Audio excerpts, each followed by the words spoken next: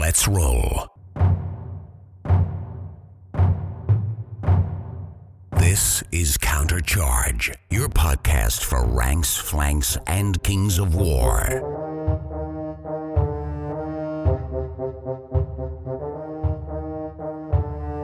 Join your hosts as they delve into the world of Panithor and bring you worldwide coverage of all things Kings of War. Welcome to Countercharge. I'm Troy Hill, former editor of No Dice, No Glory, and now playing Kings of War. And I'm Rough Enough, and as you heard, we have another voice. Troy, have you been on before, ever? No, never. Never. We've bumped at a lot of events, though, and I know we've had a lot of, Facebook and Discord discourse from time to time, so it's good to have you on finally. Let's start at the top, and this is a loaded question, but who is Troy Hill? As you sit in your beautiful wargaming room with lots and lots of space for painting, story models, and a nice 4x6 table. I am a gamer in my early 60s. I got my start back in college, like most of us did. That was back in the 1980s, so the Grognards were in full force in historical. D&D was just becoming a thing. My one claim to fame is I was actually hired by TSR to edit FR 16, The Shining South. So my name's in one official TSR publication. Other than that, I just sit here in the basement, paint miniatures, and hopefully go play games. And you're an author, right? I am an author. I've got a series out under my own name. Ignore that one. That one has first novelitis real bad. The pen name I write under is my first two names flipped. So it's Alan Troy, spelled A-L-Y-N. And those are mostly cozy mystery / urban fantasy. So lots of talking cats with heavy levels of snark. That sounds like my kind of book. You're obviously from the Midwest, but let's be a little bit more specific for those that are not geographically challenged. Where do you reside? I reside in Fort Wayne, Indiana, which is in the northeast corner of the state. For those of you heading up to Lansing, Michigan for the Michigan GT, if you're on 69, you drive about 3 miles from my house. And let's go way back. Let's talk your gamer origin story. You said you're a gamer in your 60s. So obviously you've been playing games, tabletop RPGs for a long time. Probably talking a long time ago. But what is that gamer origin story? What a little Troy? What did you cut your teeth on? The probably first quasi war game I played was a board game called Broadsides. A friend of mine I grew up with, we were probably middle school, junior high, and his father was an engineer for, back then, Ma Bell, now AT&T, and we just sit around in the basement and play that. And he was the guy that showed me the first blue box of D&D to get into. And then probably first miniatures experience was post-college. One of my college roommates got in touch with me and said, "Hey, I'm going to be in your area and I want to show you this cool game." Turns out he was down in Muncie, Indiana. He had been working at the Wizard's Keep and he had done his own home rules for something like Warhammer Fantasy Battles, which was, I want to say, 3rd edition back then. So we started with that, and then he wasn't around to lead us in that, so we jumped over to Warhammer Fantasy after that. And that was 3rd edition? I think I started right as they transitioned to 5th. The Bretonnian and the Lizardman box, that's the one I got into as well. Yes, skinks all over. Yeah, I remember, Troy, the first time I had just moved to California, and I had not played Warhammer before, but I walked into the Brookhurst Hobbies and we walked in the back and there was game night there. Maybe it was a Friday night. And I remember they had the 5th edition box opened and the people are learning the game. And one person had Bretonnians and then the Lizardman. I was like, man, the Bretonnian army looked pretty sweet. It hooked me like that. Once you see a very cool looking army on the table, it doesn't take much to, all right, I guess I'm doing this now. Well, speaking of California, I also lived in California for 4 years. Brookhurst Hobbies now has a club store right next door to it. So it's all gaming tables. You just walk in and play. And while I was out there, I transitioned from Flames of War to Bold Action for my World War II. And that's where I got involved with the Historical Miniature Gaming Society. Out there, I got on the board of HMGS Pacific Southwest after I moved back to Indiana 5 years ago, 6 years ago. Got in touch with the HMGS over in mostly Ohio, but they cover Indiana too. So the Great Lakes region, I'm now on the board of that as well. So I'm a glutton for punishment. Man, you are hitting all the right notes tonight, Troy, because I lived in California for almost 9 years, mid 90s to around 2005. So Brookhurst Hobbies was my Friday night stomping ground every single week. I just got back from California on a business trip, and I went into Brookhurst, and obviously it's changed a lot, right? I hadn't been there probably in 15 years, and they have the thing next door. My old roommate, his name is Brian. He works at the store. He probably wasn't there when you were there, maybe, because I think he's recently come back to the area because he was working on like oil derricks or something. But he's friends with Henry Tremblay, the guy who owns Brookhurst. And I guess they opened up a store in Austin. So when I was there, I played every Friday night, and they were like my drug dealer, right? Like they had the greatest store because they just had everything you didn't know you needed. Like the big tall shelves. Yeah, so I'm glad. It was really crazy. On Thursday, I was with one of my teammates, and I walked, and he goes, "You think you're going to know anybody?" It's like, it's been 20 years. Probably not.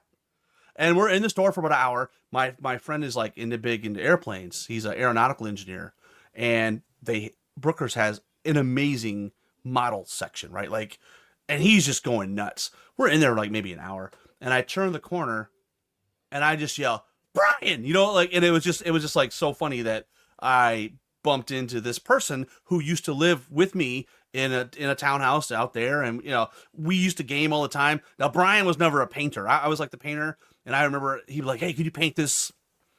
I don't know. It was I didn't play a lot of 40K, but he played like Space Wolves, I think. So yeah, it was such a good time. But Brookhurst had a great community, and I wasn't out there. You mentioned they have a store next door that they took over the space next door, which is great because I guess I walked in there and checked it out. Man, a lot of great table space. It's clean. It was good. So we used to play behind the wall that's in this picture. So that back there was the play space, and you paid. I think we paid like $1 or $5. I can't remember. And you would come in like, I lived in Brea, so it took me like an hour to get there after work, right? Well, or maybe not, maybe 40 minutes, right? But I mean, traffic is not great, but yeah, a lot of great memories out there. And you mentioned, also HMGS. I also went to a lot of HMGS events while I was out there, and I kind of caught the bug. I never fully committed, but I bought a lot of models, right? Whether it's small scale Age of Sail or maybe like DBM, DBA stuff. I had a lot of dreams. Didn't really materialize anything, but yeah, it's funny because as I have grown older and go to different stores, I always kind of compare them back to Brookhurst because Henry just maintained such an amazing store, like the product lines that were there, and also he did a good job of not being overbearing. But like, if you're a jerk, you're pretty much, it was kind of, I won't say it was a jerk-free zone, but it was pretty well moderated, right? And maybe it's because they were sort of self-policing, right? Like at the end of the day, if you're a jerk, people don't want to play you, and then they stop inviting you to the store. Hey, I'm not going to invite you anymore. But now, how you were there for what, 5 years, 4 years, something like that? Just over 4 years. So we came back in 2000, right before COVID hit. And where in California were you living? Were you living in LA, Culver City, Palms area? So yeah, it was, a 40-minute drive to get to Brookhurst and an hour and a half to get home. Were you doing the screenwriting thing? What were you doing out there? My wife's career took us out there, so that's where I learned to write novels badly. When I came back here, that's when I did the cozy mystery stuff. That's awesome. It's funny, though. We have these conversations, and it's just another reminder that the world isn't that big. Yeah. it's just funny how we intersect. Nerds and gamers and that kind of thing. The Venn diagrams overlap quite a bit, and regardless of the time or where we are, we end up kind of going in the same pool. So yeah, it's pretty cool. So you mentioned you cut your teeth on Broadsides. Now that I've never played that, but that was like a Milton Bradley game, maybe, or something.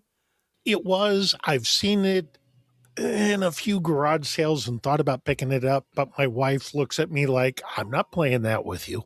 So I don't even bother.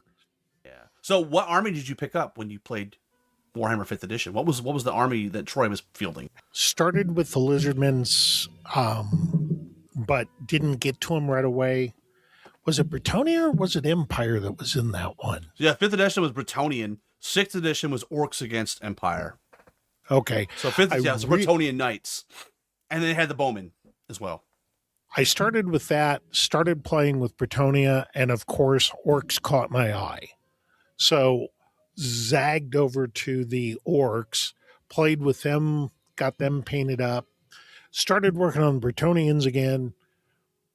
Wouldn't you know it, Undead showed up. By now we're into 6th. So I've got 3 armies, barely touched the Lizardmen. And then Skaven. Oh, Skaven were fun to paint.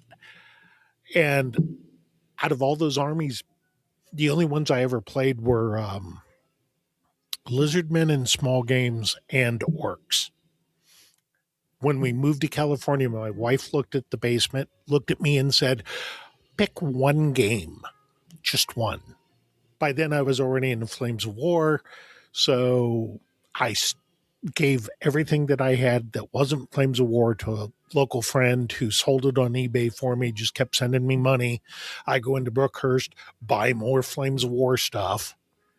And that's about the time that Battlefront, who owns Flames of War, said, hey, we're coming out with version 4. And that's when I learned just how different a rules change can be from what the expectations are. And then we definitely want to get into Kings of War, but I want to get your background in the context of where you're coming at on this, because we've all, over the years, went through an edition change. I've used the term, it can be evolution or it can be revolution, right? With Warhammer, it was almost always revolution. It was a brand new game at that point. There's other games that maybe, they tweak, and I would argue even maybe like second to third in Kings of War was a evolution where it wasn't wholesale changes. They made some significant changes, but you still built the army the same. The army, you know what I mean? It was essentially the same game. So give me a sense of how many different game systems have you gone through? I mean, Flames of War being one of them, but surely not the only game you've went through an edition change. No, it's Bold Action I got into right after first came out, or second came out. So I missed the rule swap there. But I haven't played Bold Action under version 3, but I've read the rules and I'm like, okay, it's about what Alessio did to Kings of War. It's that evolution of what was there. Minor tweaks, clean up the rules, clean up the army list. The Warhammer Fantasy stuff was always, like you said, it was revolution. Yeah. Everything was changing. And Flames, version 3 to version 4 was definitely a big revolution. And I got loud and I got grumpy on their forum. And I wasn't the only one. But it had really switched from a fun, friendly game with a tourney scene to a tourney game that they hoped the fun and friendly would continue with. That's unfortunate. Yeah. It's unfortunate. You mentioned Bolt Action. I think that's a great segue here because it feels like there's a lot of similarity between what Warlord did with going from second to third edition Bolt Action and to what Kings of War has done, because the rules themselves have changed, but it still feels like the original game, right? Mechanically, right. There's maybe some specific things that have changed, but overall, it still feels like the game.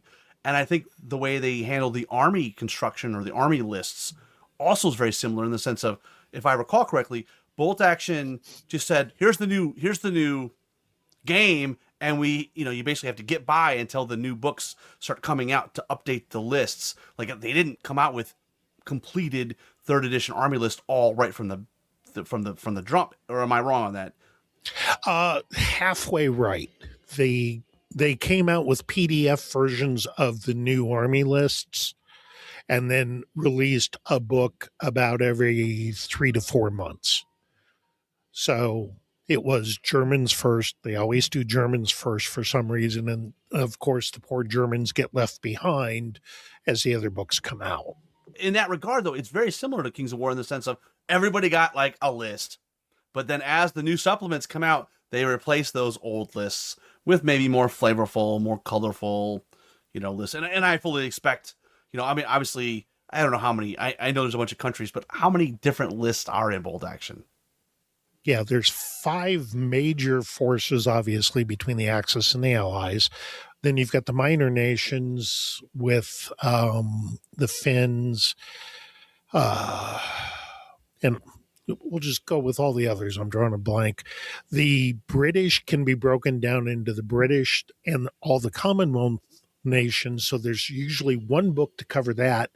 And now, if I understand correctly, they're breaking the Commonwealth out so that the Canadians and the Indians and the Anzacs get their own love within a separate volume.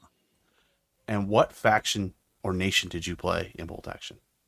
Well, you can't play just one. So, I started with the Americans because that was the easy one to get into. It's always referred to as Americans are Bolt Action on easy mode because they don't have as many special rules. Then you jump into Great Britain, whether it's there or one of the Commonwealth ones. And you got to have Germany because somebody's got to play the bad guys. So I had 3. And then as third was coming out, I was starting to work on Russians. But I just said, I'm going to hold off. I'm going to wait on the game to stabilize. And our local gaming group hadn't gone back into Bolt Action yet. They've gone through a couple other games. And it just hasn't come up on the local radar yet, so I haven't dove back in. And same armies in Flames of War, or did you have a different mix for Flames? Flames was Americans, Germans, and again, they're big 5, and then they had the minor nations as well. So Italy's in there, of course. They always get lumped in with Germany, but Italy is a separate force on both games.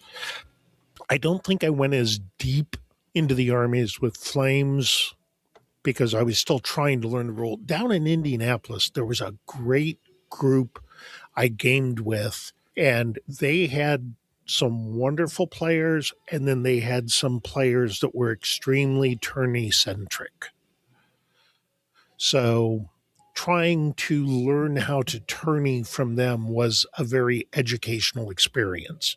So let's get into what you're currently playing. But before we talk about specifically what games you play, what do you look for in a game? Simplicity of rules. So Kings really scratches that itch.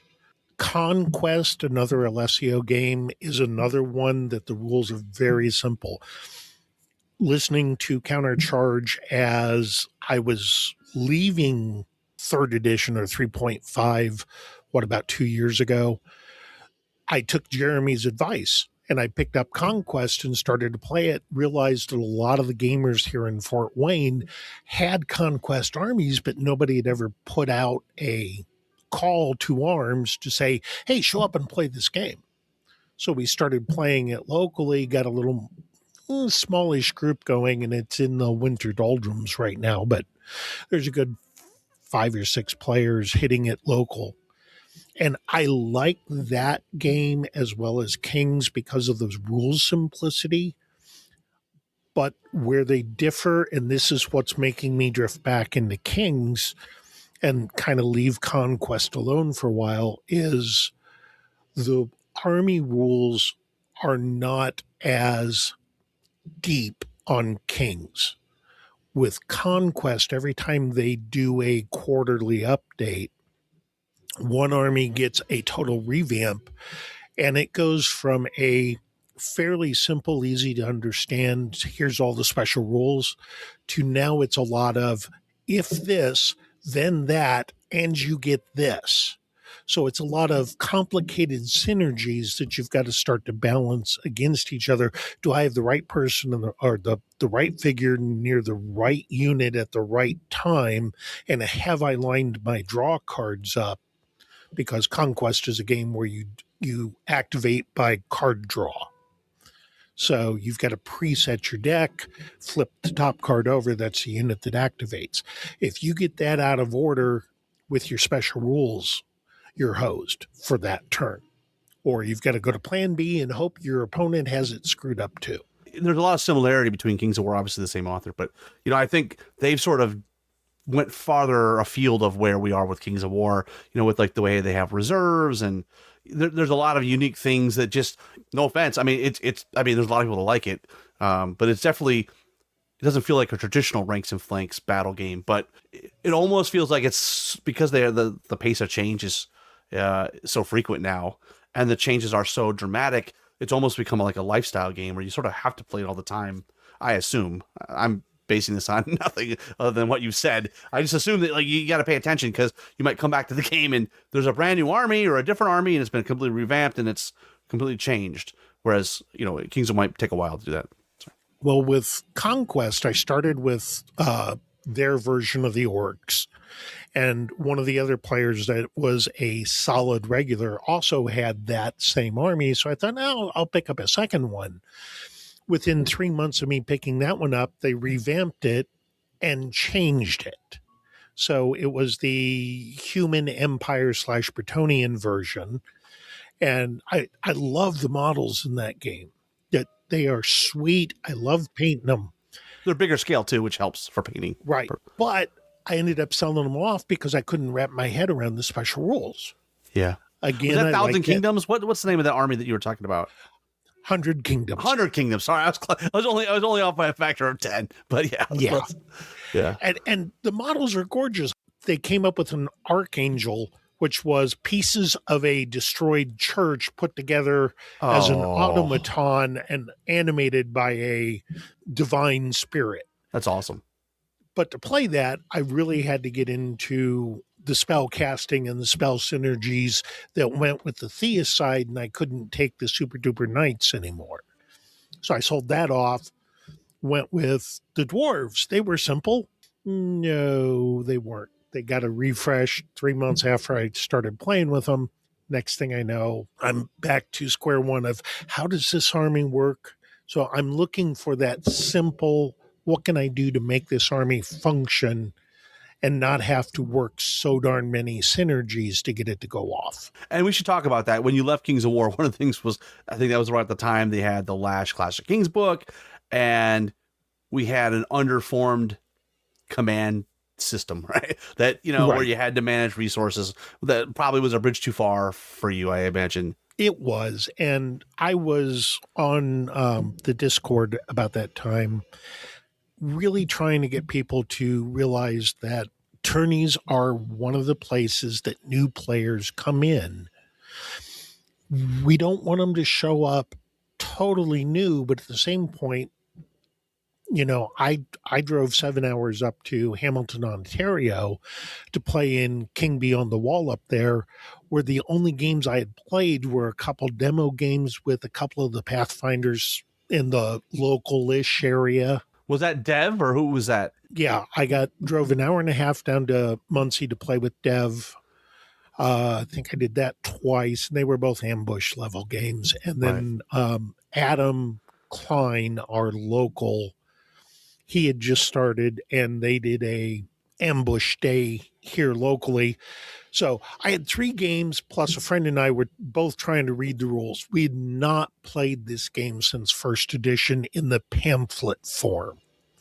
So we were trying to figure it out. You're talking about the beta form, like before first edition, before you had a real book. You're talking about 2010, maybe, or 2011. That's a long time ago. Yeah.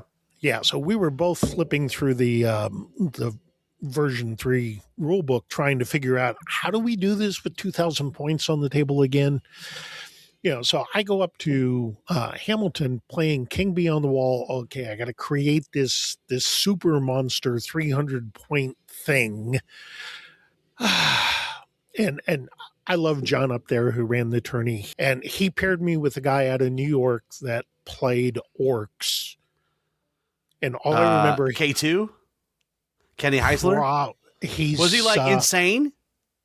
No. Okay.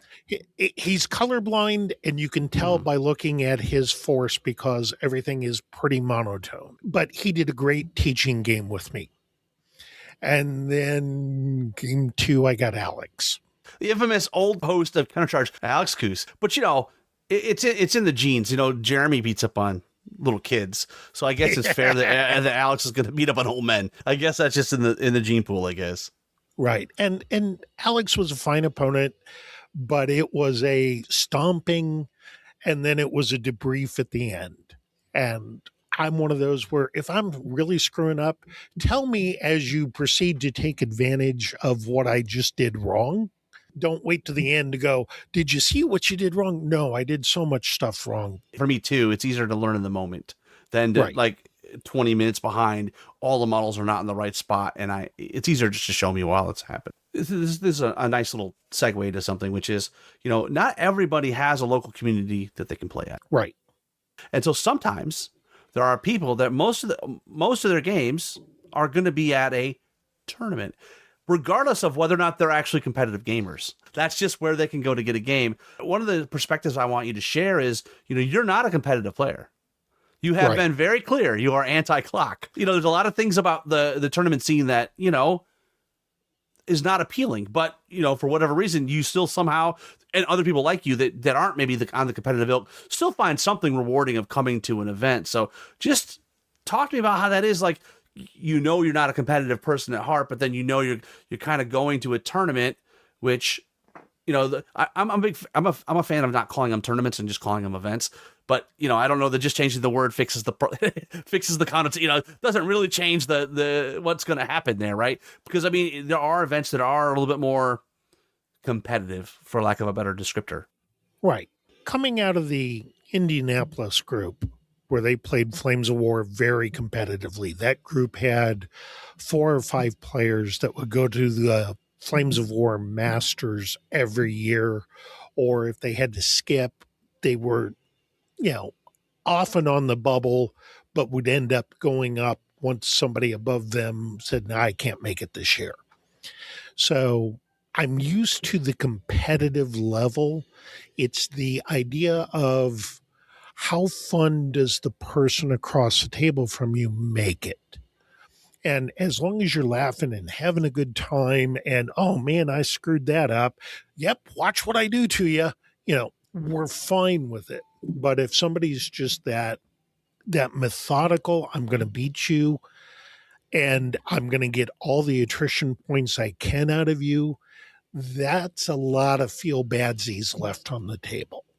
So those are the best way to say it is how Steve Hildrew says with his Clash of Kings.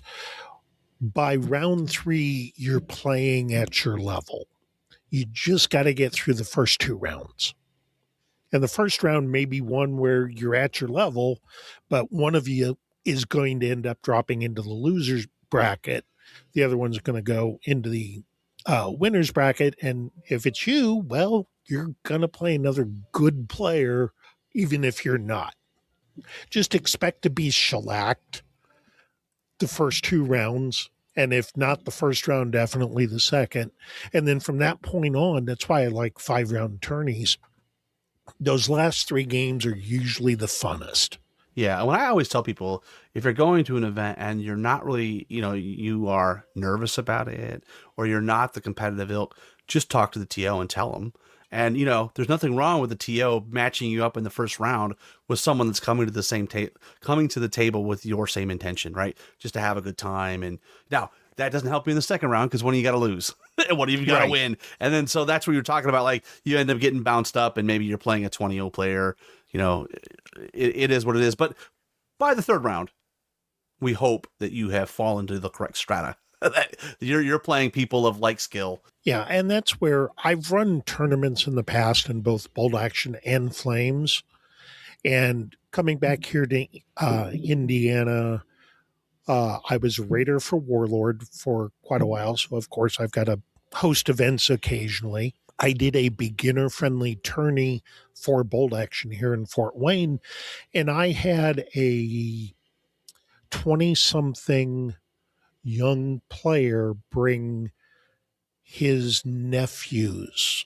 So I think there were 4 of them, and the nephews were down. Youngest was 13 or 14. And it was a good crowd for them with one exception.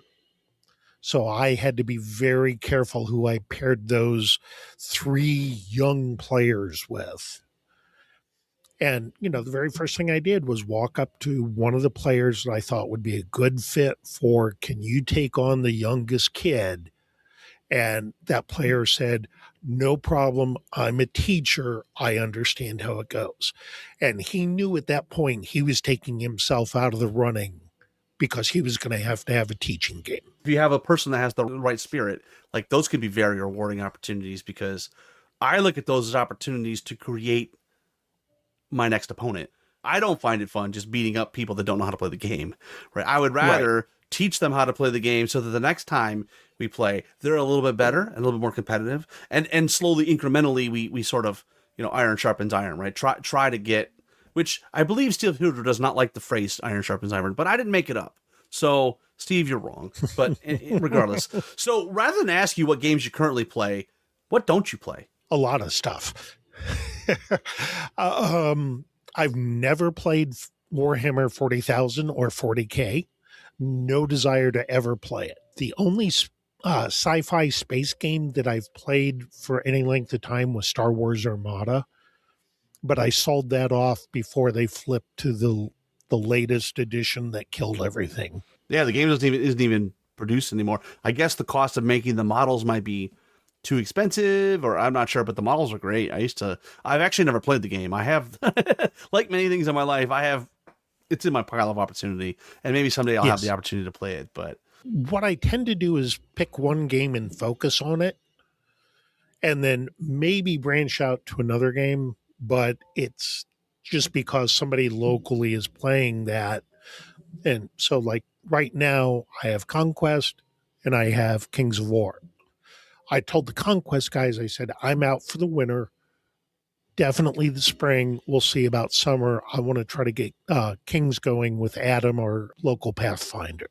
What does your local scene look like? I know you guys have a local store, right? And you have a Pathfinder. So talk to me a little about what your local scene look like. What are they playing there? A lot of GW, a lot of Marvel Crisis, some Trench Crusade. There are 2 main stores for mini games. So we've got Power 9 and a newer store with a cafe in it. So you can get your coffee, you can get your Danish, a few, microwaved hot sandwiches. But it's mostly 40K. We've got a group called Sentinel Wargaming that is 40K and GW specific, but they're trying to build a GT style convention down here. They're calling it Rumble on the Rivers because we're the city with 3 rivers.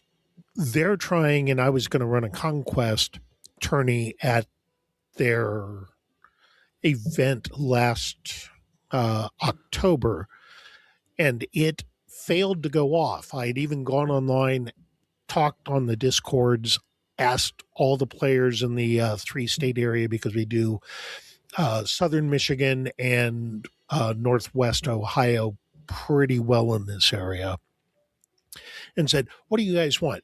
1 day, 2 day, 3 day, tell me what you need. I set it up that way. And then everybody ended up going to their local tourneys that hadn't been on the books yet. So the joys and struggles of trying to get a local event going.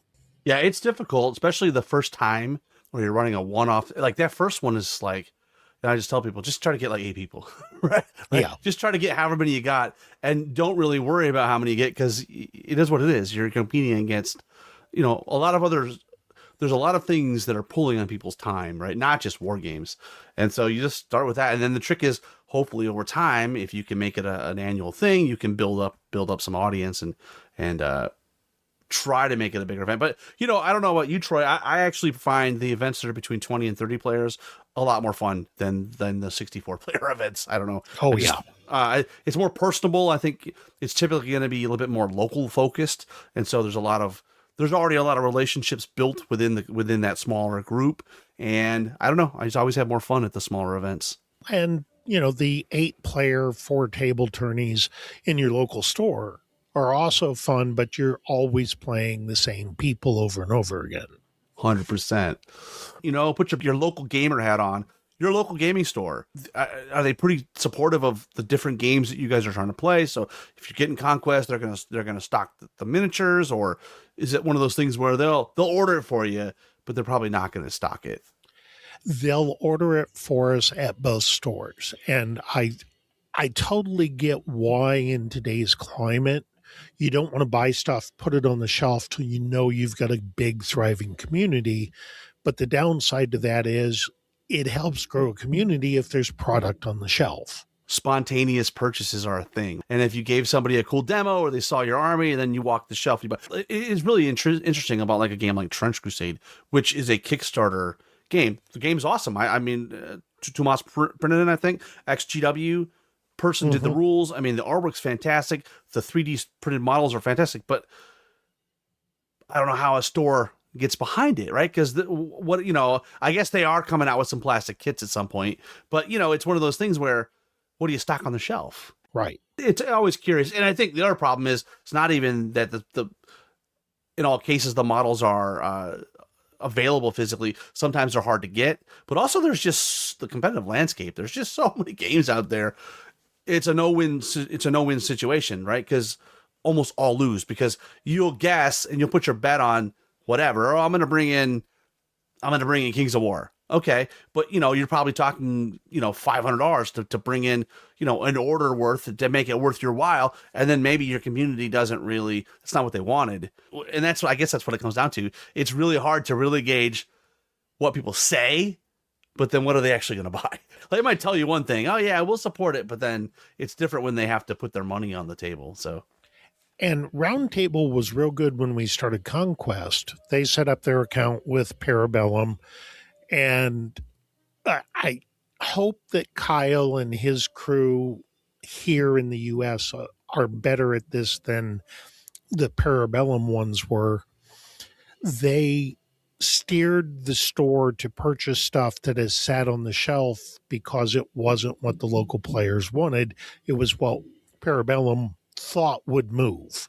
It's tough, because I always tell people, if you have a small scene that's burgeoning and it's growing, like, it helps if you have some key veteran that does have a pulse of what is, but even that, like, I don't know everybody in our local communities. Hobby is such an intrinsic thing, right? Like, what moves the needle for you may be completely different than what moves the needle for me. And so it's like, now hopefully you have relationships with people and you have these conversations, and maybe you have some sense of a pulse, but even that can miss the mark. It doesn't surprise me when I hear like stores really, hey, we'll just order what you want. Our local store basically says, look, I'll order whatever you want. But once you get to a point where you've got 4 guys showing up every week, playing the game consistently for some time, that's when, all right, I'll start putting my money behind it. I'll put some stuff on. Now, not going to go crazy, right? Let's build it up slowly. Gave me a random thought. One of the things that historicals is interesting about is that you can't patent American soldiers, right? Like, so if you have historical models, they can be used for any game system. And I wonder if there's an overlap to Kings of War, which it has to be figure agnostic, because there are, at least for the factions they don't make models for. And so I wonder, in that vein, where you have models that can overlap multiple game systems, that potentially does reduce the ability to sell more models. Because if I have an elf army, I don't need 3 elf armies. I just need 1. I could play Warhammer. I could play Oathmark. I could play Kings of War. I don't know. You've been at this for a while. Like, what are your thoughts on? I mean, historical, but like the more agnostic games, which seem to be getting more and more popular. Yeah, between one-page rules, everything that Uncle Adam with Tabletop Minions he's putting out, there's a lot of miniature agnostic stuff, and you've got to, as a game company, have the cool minis that support your stuff. And the one thing Kings of War does right, and that I saw them really pick up on fourth edition, was we're doing multi-basing and we're getting rid of the minimum model count. So to let's really move everybody into multi-basing. Now my army doesn't play in Age of Sigmar at all, and it's going to be real tough to play in any other fantasy system. Any other ranks and flanks game that doesn't use element basing. Like if you have to pull individual models off, you're in trouble. Let's dive into your thoughts on Kings of War, because you've been playing, as you mentioned, since the beta. And were you in and out from time to time? Did you dabble in first or second? Like, just give me a history on with you and Kings of War. I told you that I moved out to Los Angeles, and going to Brookhurst, I started to see Kings of War. It would have been second edition. That was my next experience with it after the beta pamphlet. And I started talking to the guys, and there were a lot of guys that were playing at Brookhurst, but Brookhurst was a drive for me. They were even farther out. So whereas I was close to the coast, they were inland. In Orange County, or are we talking like Riverside? Out near Riverside. Okay. And there was a lot of garage gaming going on with it. They had a good little group, and they were, hey, you can come out with us, but very inviting. But we were a one-car family. Moving to California, we do not need 2 cars, 2-car insurance payments, and all that stuff. So we went down to one, and anytime I went to game, it had to be cleared with my wife that she did not need the car. So me driving an hour and a half to get there and then 3 hours back was not on the radar.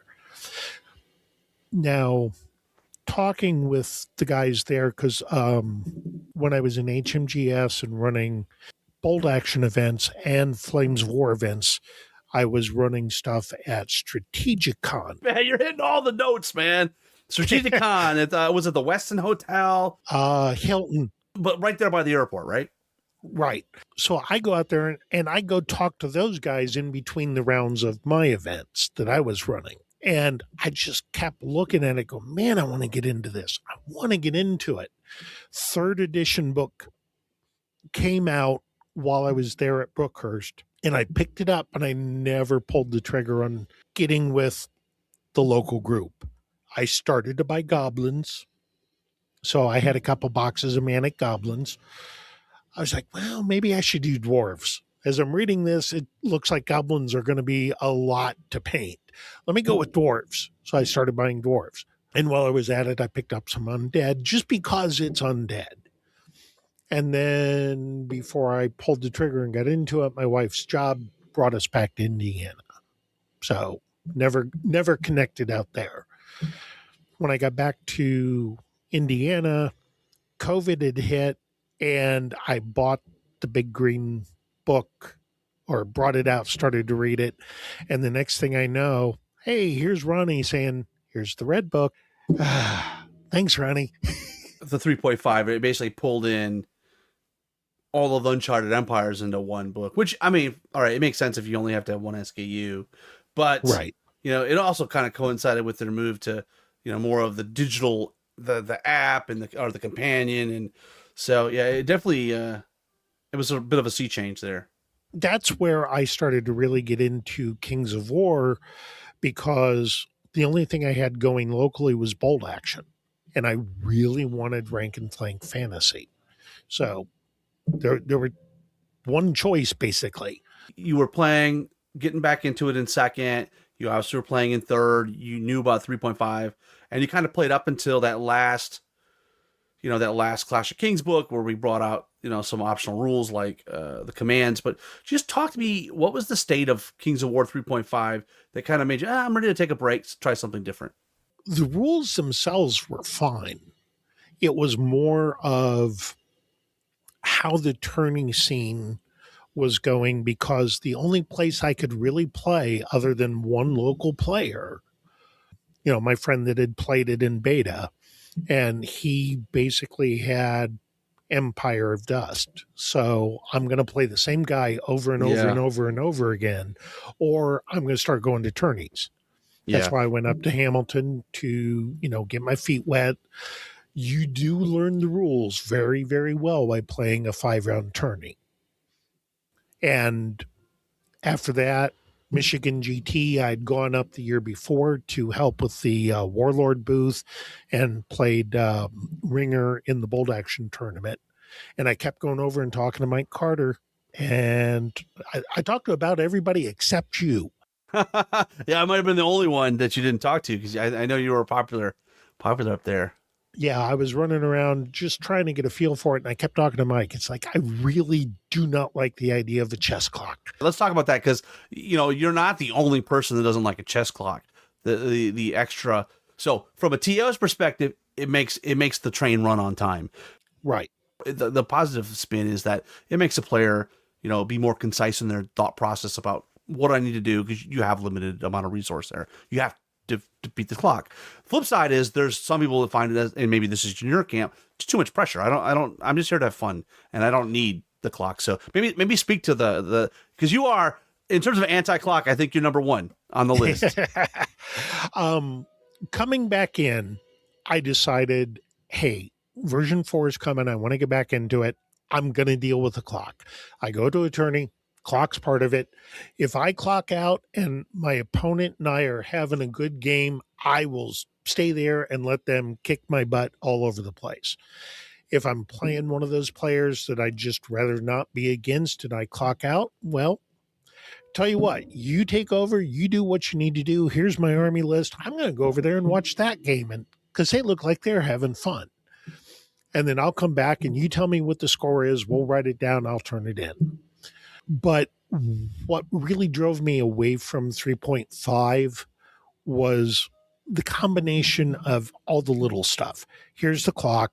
Here's the turning scene with some very, very fun players, but that one or two that's always just, they're there to get the attrition points and to kick butt. They will talk to you later.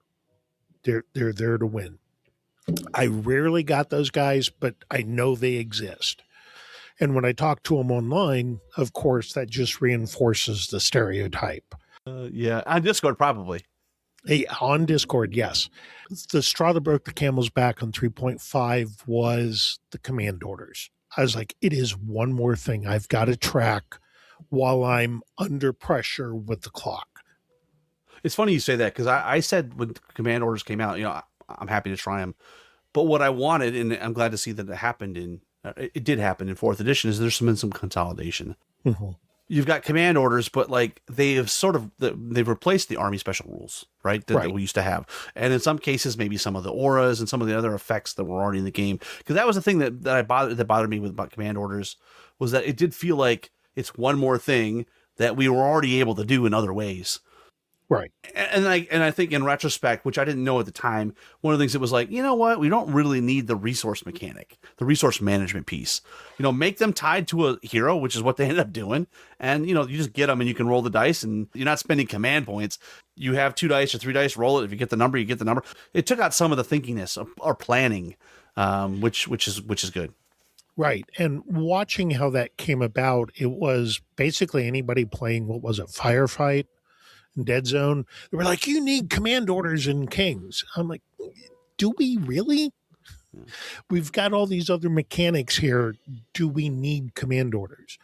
Well, with version 4, as they were talking about how they were going to work in the lead up to it and then getting to see them, I was like, okay, these are simple. I can deal with them. It's like casting a spell. You roll the dice. Does it go off? Does it not? That was easy to overlook as a friction point and go, okay, it's better. Let's come back in. You kind of got out around the time of the last Clash of Kings book that came out as part of 3.5. Mm-hmm. Where did the winds of change blow across Troy's front porch and say, oh, there's a 4th edition coming? Were you still paying attention, or how did you hear? I was still paying attention. I turned off the Discord for a while, but it's like the game itself is good. It is a very good core to the game. Alessio writes very good rule sets. Now, what the rules committee did over time moved it away from where Alessio wanted the game. I remember as I was getting out, that's when Ronnie hired Alessio, and it was really obvious that he was bringing him in to do Kings, even though they didn't say that at the beginning. And I remember Alessio went to Clash that first year, and either you guys, no, I think it was Steve Hildrew, was on one of the podcasts, probably yours, and said that he had talked to Alessio, and Alessio had pointed out the chess clock and said, that's why I designed the game. I was like, oh, not the chess clock. Yeah. So again, I had already left due to the commands and the chess clock and the negative vibes I occasionally got from the tourney players. But I don't want to lump all tourney players in that. 97% of tourney players are great people. I'd love to play against them. But there's just 3%. Yeah.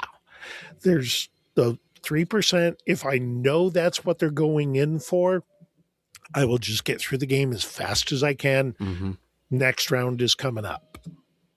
Like a little bit hypocritical. Like I say we need this, but I haven't done anything to do anything about it. But we do need more narrative events where the focus isn't on winning and losing. It's about telling a story. It's weird. The older I get, the less time I seem to have. I don't know how that works that way, but I did one of those narrative events with Bold Action at Strategicon. And lessons learned, you need to play test your scenarios. I had the worst pair up possible in the very last special mission scenario, and I felt bad for the guy who got shellacked in it. But it was actually interesting because one of the gaming groups out there was a retired National Guard 2-star general, and he won best general on the Allied side. So he ends up with a whole box of minis he didn't need, a nice Bold Action starter set. And it was a vote from the other team who they enjoyed playing the most. So it was cool that, you could see somebody who with military experience could play at such a level that he made it so enjoyable for the other players that they all went, we like him. You knew you were going to try 4th edition before you started reading the rules. Were there things you were hoping for that would be materialized in 4th edition? Did you read the tea leaves with what he did with Bolt Action? Was there things that you just, hey, I think this is the winds. This is the way the wind's going. Well, knowing how Alessio had just revamped Bold Action, I didn't see a major change coming.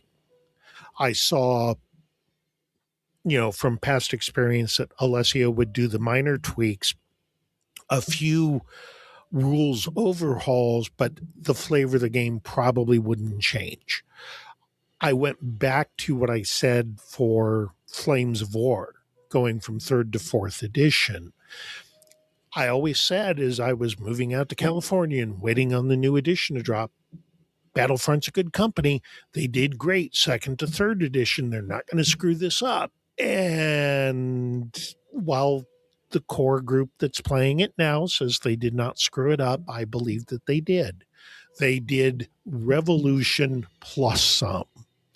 And I just did not see Alessio tacking that way in any of his rules designs. So now that you've gotten some games of 4th edition, what's been the biggest surprise in the rule set? Probably sticky combats. It's one where it was really tough for me to get my head around the bouncing back in 3 and 3.5. And now it's, we're in combat. just like everybody else in most other games. Bold action is a one and done combat usually. So you do the bounce back or you flee the table if you lose. Bold action's a very shooty game. Once you get into hand to hand, it's almost always somebody's routed. In Kings, I like that the combat didn't end immediately. Even if you were bouncing back, you were still countercharging or now sticky. So that was interesting. And the pivots under 3 and 3.5 were a little tough for me to wrap my head around. Why I only get one pivot? And dwarves. Oh, get ordered march. Yeah, we move so slow. Oh, ordered march, but we don't get any pivots now. Okay, or one pivot. I forget what it was. So having that stuff get streamlined and a little more loose really helped me wrap my brain around it better compared to the other games I've been playing. Was there any changes you're like, I'm not at this point entirely sold on? I haven't gone deep enough to find them yet. Sure. And when I'm looking at, because the most recent fantasy rank and flank game I played was Conquest. They measure stuff in a different way on pivots, but it's still, you can pivot wherever you want within your turn. You want to pivot 5 times, you may only move an inch, but you've pivoted 5 times. You might as well reform or, do your move sideways in a pivot. What are your thoughts on army consolidation, moving from 29 to 20?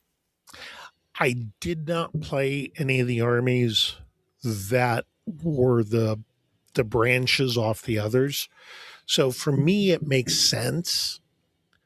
Now, knowing that, new edition was coming, I sold off enough of my Conquest stuff, kept one army, but I bought Conquest with money I made selling off my Night Stalkers list that won the People's Choice up there at Michigan GT.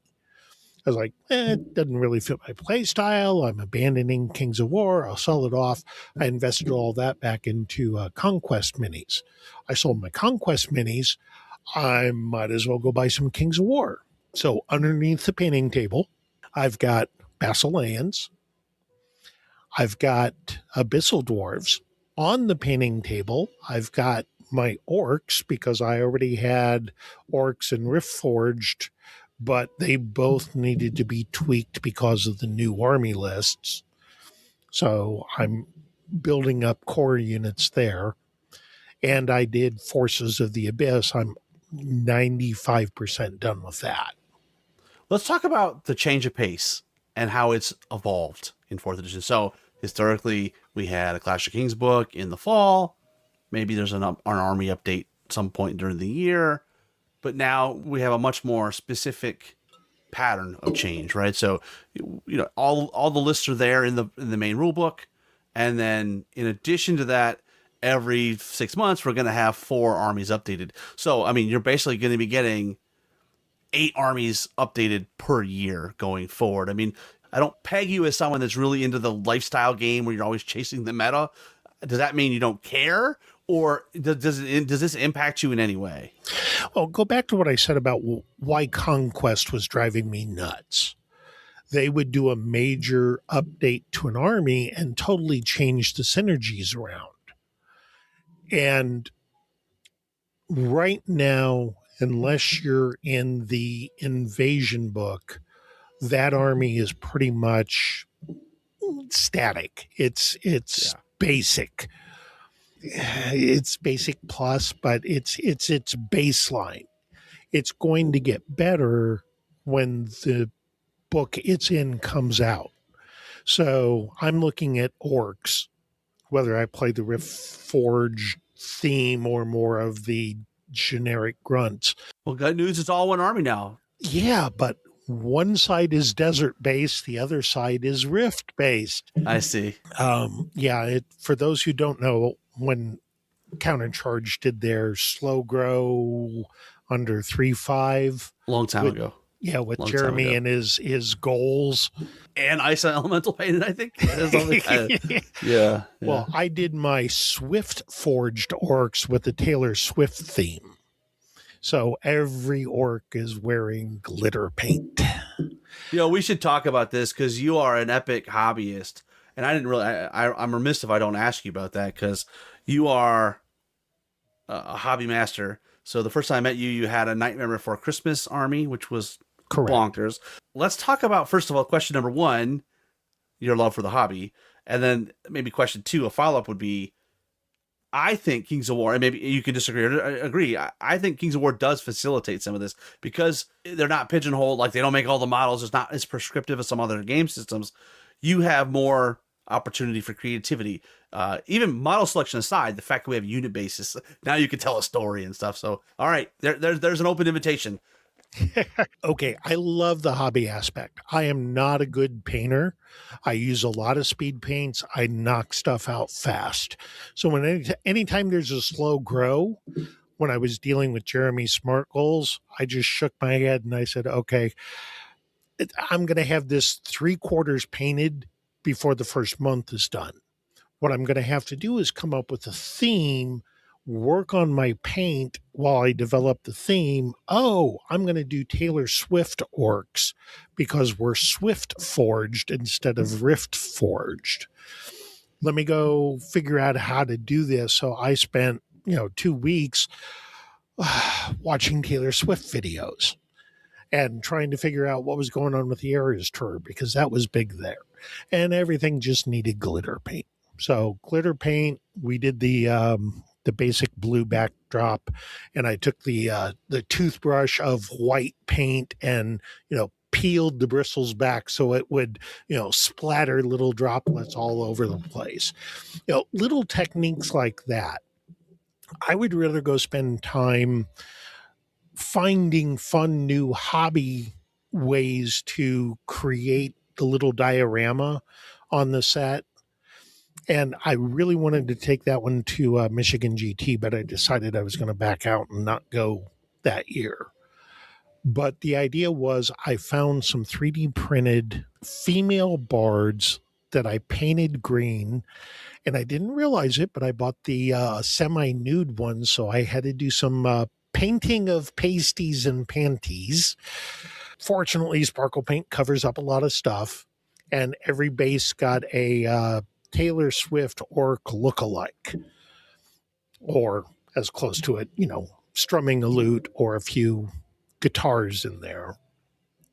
I also had to think, what else can I do with the army? You start looking at unit names and you go, what can I do that's a play on those? So, well, it's kind of rock and roll. Taylor Swift, I know, is pop. And I have Thunder Seers.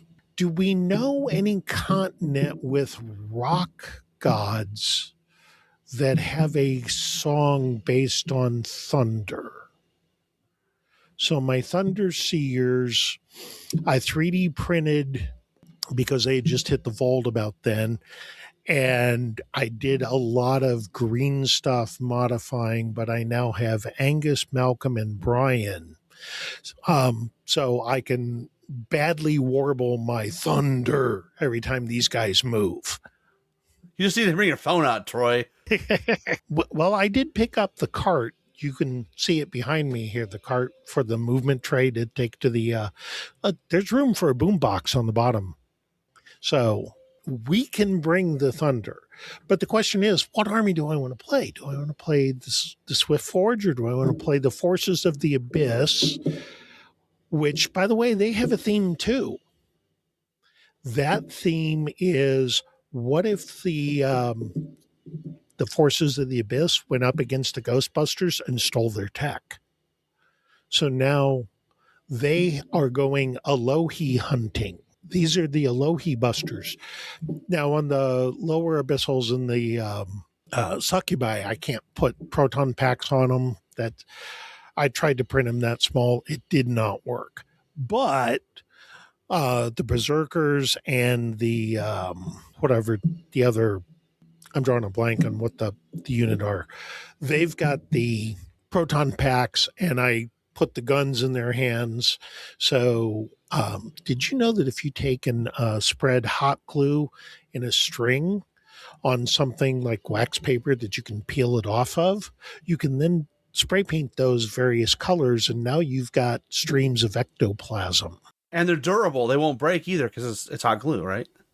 Harder to break, and so you've basically got models that are squirting out little the proton pack beams. So I use those as a theme to tie in. I've got the Cronius. I'm going to do him up with a Stay Puft Marshmallow Man head, and then paint him as though he's burned marshmallow. Do you have a favorite army? Either an army list from Kings of War or one of your own armies that you've created? Do you have something that jumps out at you, or both? No, I tend to go with what do I want to paint? I'm kind of partial to orcs. I like orcs, but orcs are pretty much a one-note samba. We're going to go in, we're going to smash face. That's all they do. So it's more of a, how can I paint the orcs to be different? And then when I get tired of playing them, what's the next army? So you mentioned 3D printing. I'm assuming you have a resin printer, probably an FDM printer. Both. You probably over the years have had multiple versions. Yep. What are your thoughts on Mantic, supporting that effort, right, with their vault and stuff? I love it. I subscribed to the vault month 2. I missed month 1, but went back and bought the pack. And then when I took time off away from the game, I stopped my vault subscription, which was mostly good because they were in the summer of sci-fi, and I just don't play sci-fi games. So now I've gone back and, I need that, bought the pack. I don't 3D print, but I appreciate that Mantic is looking at 3D printing from a total perspective. 3D printing is just one more way to deliver models, right? Right. If you want to buy it in plastic, you want to buy it in resin, or you could 3D print it. So I really appreciate that. In terms of Kings of War, I think the Kings of War rule set and the way we element base does lean towards supporting 3D printing. But I mean, just talk about Kings of War and how does 3D printing work with that compared to other systems like Bolt Action or Conquest? Like you talked about with the historicals, a dude with a rifle is a dude with a rifle. The historical ones are more concerned about, I've got Marines in World War II, so they're going to be jungle-based if they're U.S. Marines. And they just don't have the right uniforms on if I try to convert, European army grunts over, because the pockets on the uniforms were different. I'm like, really? So, the things you learn as a historical gamer don't matter so much in fantasy. The best thing to do with fantasy is look at what else is out there and what can you do differently with each of those fantasy races. When it comes to the News or Kali army, I like what they did with it. I like the sculpts. It's not an army I'm going to collect because I'm a cat person, not a dog person. I had halflings for a little while, printed off a whole bunch of the aeronauts or the balloons. Yeah, the aeronauts. Then I went, I don't want to paint all those dogs. That's just not what I'm into. It's a lot of work. Yeah. And, it's dogs. I'm like, could I put them on Gur Panthers? No, it's too much printing and conversion. Halfling will look silly on that. I'll just do Basileans. So that's why I picked up the Basileans. That, and I figured, I can also find a fun theme for the Basileans when I do them. And right now I'm leaning towards Monty Python, but it might be Monty Python with Ghostbusters. You talk about Monty Python and the Holy Grail, or just Monty Python TV show? Monty Python in general, because you might have some Life of Brian stuff. You will definitely have the Spanish Inquisition, and I'm looking at the 3D printed STLs that are available that I already have some of. like the Black Knight. I think they make a model, I think, of him where you can take the arms off. It's just a flesh wound. Exactly. And I've got King Arthur and Patsy in my Saga army for the Knights Templar, or the Milites Christi, as they call it. I did my Warlord up as Arthur with Patsy behind him doing the coconut shells. He counts as mounted. It catches a few people out. I always tell them, he's mounted, so let me zoom across the battlefield. I forget where we were going, but when it comes to 3D printing, being in the Conquest ecosphere, they are very much against 3D printing and miniature agnostic. They have built their tournament system to where if you want to be world points, and if you get enough world points in your region, you can get invited to their Grandmaster. You got to pay your way to get there, but once you're in Greece, they take care of you. And I forget, it's 16 players, 18 players that get the invite to go. But to get world points, you have to have an official Parabellum army, I assume. Right. You must be official, and if you're the infantry-based rank and flank, then it will be 4 models per base. The problem is they don't make models small enough to fit 4 per base without looking like they're at an orgy. Well, they're a bigger scale, too. I mean, even the dwarves are relatively large, right? I don't know the exact scale, but it's probably high 30s, 36, 38. I don't know the exact scale, but they're big models. Right. And I talked to a couple players and they said, look, you can do an STL print of a 3-up base because they've got the holes in the base for you to put the models in. So do a 3-up base, or 3-up stand as they call it, and then just put the 4th guy in your case so that when you go to the tournament and they point at your models, you go, here's the 4th guy for each of those bases, but he's down here. That sounds like too much work, though, Troy. Exactly. Wouldn't it just be easier just to pick up the base and go, this is my unit? Yeah. It tells a story. I don't know. Exactly. So, yeah, I like the way Kings of War and Mantic is building it and being able to support the 3D printing hobby. I have no desire to build it right now, but I know I will in the future. So I picked up the Salamander army as soon as they released it. All great sculpts. The new stuff, though, is Chef's Kiss, man. The new Commandant, the Gekatoa, the Lancer Cavalry. I mean, they're just like, this is the first time ever where I said, we need all the units. Not some, we need all the units in this army. And they are 100% all available digitally. Mm-hmm. You know, if you want to buy them, print on demand, or if you want to buy like the hard plastic salamanders, you can still do that too. But I think it's cool that they have taken an opportunity to acknowledge that some people have moved on from physical models, right? Like going to the store and buying the model. 3D printing is an art unto itself, and you were able to, at the very least, you can take that same model and slightly convert it. And I also, and make unique sculpts. So if you have a troll that only has, one hand down and a club, well, you can adjust it. Which, we recently saw in the Mantic Vault. One of the community members just said, "Hey, I'm going to take this sculpt and I'm going to make 3 new versions." And then Mantic put it up on the vault, available for everybody to download. I thought, like, okay, it's certainly not GW, but like, it's the antithesis of GW. But I love the support. Exactly. They're supporting the people that are buying their product. And to me, that's worth a lot in a gaming company. Hey, I'll buy the STL. I'll get the stuff out of the vault. I don't mind having a slightly more brittle product.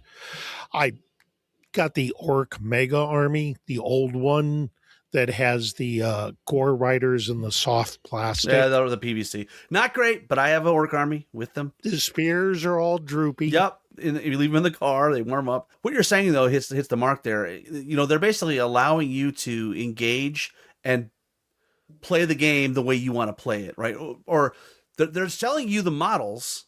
Mm-hmm. Okay, they're not Henry Ford. Right. You can have any Model T as long as it's black, right? Like, they're not GW. They're like, if you want to go the 3D printing route, you have an option. If you want to go into your local game store and buy a Mega Army, you have that option. If you want to buy online and either buy, resin, plastics, whatever, or even have 3D print on demand, like, I just love that they're just, hey, we'll take your money anyway. You'll give it to us. Right. That's just smart business. It feels so too common sense for me, but it's just smart. And meet the players where they are. 3D printing is now a part of the hobby, no matter what GW says, no matter what Parabellum says. I haven't seen it pop up in bold action yet, but again, it's one of those historicals are easy for anybody to do. If you're doing historicals, you go to Victrix. You get a lot of cheap stuff, or Plastic Soldier Company. You can get a lot of models cheaper through them than you will through the other stuff. However, Warlord just released Conflict 47, spin-off Weird War. What happens if World War II had Tesla engines and undead? So a lot of things there that they now own the IP for that are going to be tough to proxy. You can, but. And their models in that range are cool. It's not a game I want to play, but they're cool. I'm looking at it going, it'd be fun to paint. Walking tanks and zombie German soldiers, and Conflict 47 artistically has always, or aesthetically has always kind of sort of pulled me. Now I come to my senses and go, dude, I don't need another game. But, and I guess now the rules, have they caught up with Bolt Action 3rd edition? They're still different, but it's the basis. And, once Alessio got Bolt Action 3rd Ed out, he was able to then port that over and let the team that was designing, I think Jervis Johnson was on that one. It's been a while since I've looked at the book. But, the old GW guys are still producing good quality games. They were able to take Alessio's version 3 and then build what they needed on top of it. So yes, it's different, but it's got the same core. I really appreciate, Troy, you coming on and you giving us a different perspective, right?